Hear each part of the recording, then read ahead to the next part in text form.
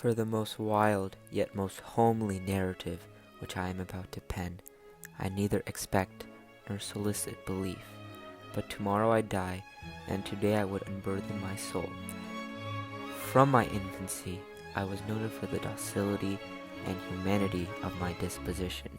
I was especially fond of animals, and was indulged by my parents with a great variety of pets. I married early, and was happy to find in my wife a disposition not uncongenial with my own. My wife and I had a cat. However, that's where the trouble all began.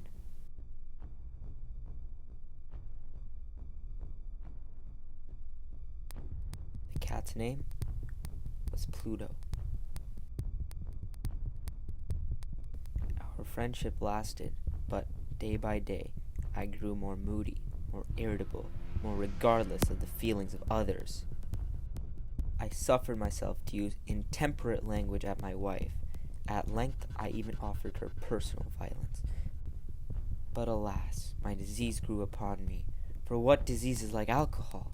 And at length even Pluto, who was now becoming old, began to experience the effects of my ill temper. One night I returned home much intoxicated from my haunts about town. I seized him when, in my fright at my violence, he inflicted a slight wound upon my hand.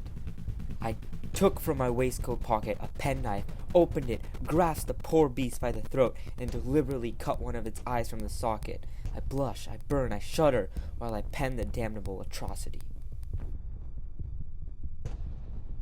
I again plunged into excess after realizing what I had done, and soon drowned in wine all memory of the deed. However, Pluto continued to irritate me. One morning, in cold blood, I slipped a noose around its neck and hung it to the limb of a tree, hung it with tears streaming from my eyes, and with the bitterest remorse at my heart, hung it because I knew that it had loved me. The next morning, a fire burned down my house, and all that was left was a wall with a picture of a cat hanging. One night later, half stupefied in a den of more than infamy, my attention was drawn to a black object. This cat followed me home, and let me just say that once it did, everything else changed.